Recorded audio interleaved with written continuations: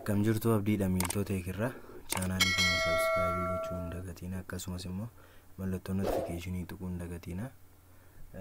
Ka hojiin inni ilaallu akkamittiin ibsitu HTML taagii fayyadamnee JavaScript keessatti akkaataatti barreessuu dandeenyudha jechuudha.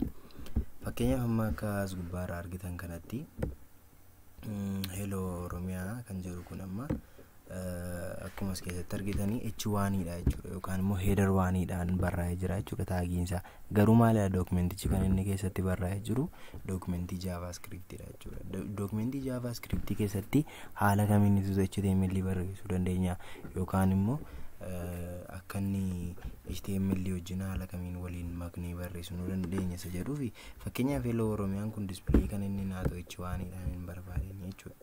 Kanaaf iyyuu haala kanaanii gochuu nan danda'a jechuudha. Kana duwwaas immoo miti fakkeenyaaf H2 dhaanis gochuu nan danda'a jechuudha. Fakkeenyaaf H2 dhaanii as keessatti maal hin jedha jechuudha ammani H2 hin jedha jechuudha. H2 erga hin jedhee booddee maal hin jedha as keessatti wanta inni display naaf gochuu qabu ni barreessa jechuudha. Fakkeenyaaf visit Oromiyaa yoo jedhee asii immoo deebi'ee nan cufaa jechuudha. Amma gamaaleen barreessaa jira jechuudha as keessatti akkuma hubachaa jirtanitti kuni maalidha taagii HTML dha. Garuu kan keessatti barreessaa jiru maalidha JavaScript dokumentii keessattidha jechuudha. Kana ergan godhee booddee gaamma yeroo inni refresh godhutti maal ta'a jechuudha asii omtuu hin ta'u. Sababiin isaa maaliin goone liinkii godhee hin jiru jechuudha. Amma gaa kana liinkii gochuudhaaf immoo bakka barbaadetti gochuu nan danda'a liinkii jechuudha. Ta'ee yookaan immoo headerii yookaan immoo head partii qofa keessatti miti jechuudha. Kana gochuudhaaf fakkeenyaaf amma this is index page dhaa fi chaanaalii keenya subscribe gochuu hin dagatinaa gidduu akka inni galu yoo barbaade bakka kana dhufee asii maal hin jedhaa walitti ni liinkii godhaa jechuudha. Amma kanaaf iyyuu maal ta'a jalqaba irratti asii maal jedha this is index page jedha. Kana erga jedhee booddee immoo maalidha kun H1 dha jechuudha. Kana booddee JavaScript keenyatu immoo maal ta'a immoo renderii ta'a jechuudha. Kana gochuudhaaf immoo JavaScript keenya immoo maalidha hello Oromiyaa dhaa fi visit Oromiyaa qaba jechuudha. Kanaaf iyyuu kana erga ta'e booddee afuraffaarratti yookaan immoo toora afuraffaarratti maal ta'a chaanaalii keenya subscribe gochuu hin dagatiin kan jedhutu maal ta'a display ta'a jechuudha. Amma gaarii refresh godha.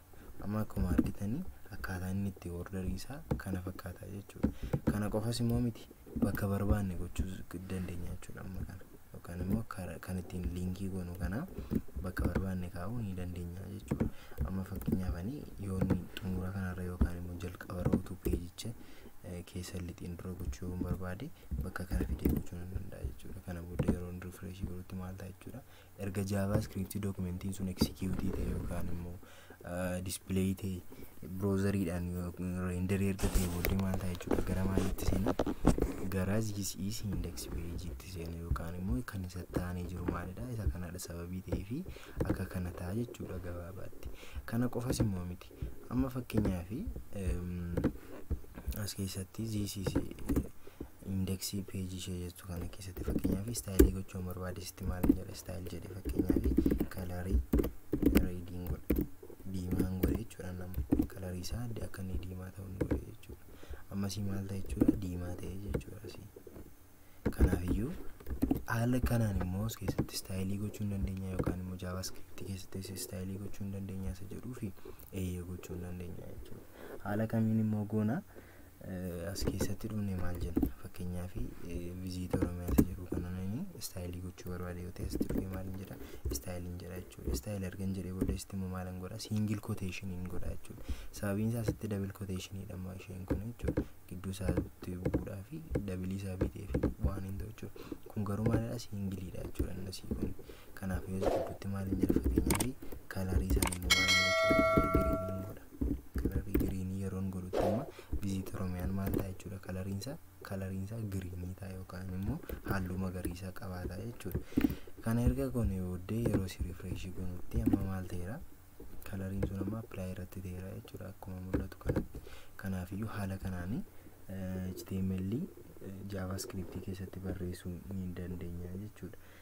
Kana malees immoo as keessatti wanti nuun baranne gabaabaatti HTML elementoota JavaScript keessatti barreessuu akka dandeenyu akkasumas immoo bakka inni itti JavaScriptiin generate ta'u controlii gochuu akka dandeenyudha jechuudha. Yoo barbaannes gidduu galchuu dandeenya, yoo barbaanne xumura kana galchuu dandeenya, bakka barbaanne galchuu dandeenya jechuudha. Kana wajjiniin ilaallee jechuudha. Gabaabaatti kutaa itti aanu wal argina. Yaada gaaffii qeeqii yoo jiraate immoo komentii gubbaa nuuf kaa'uu hin dagatinaa. Galatooma.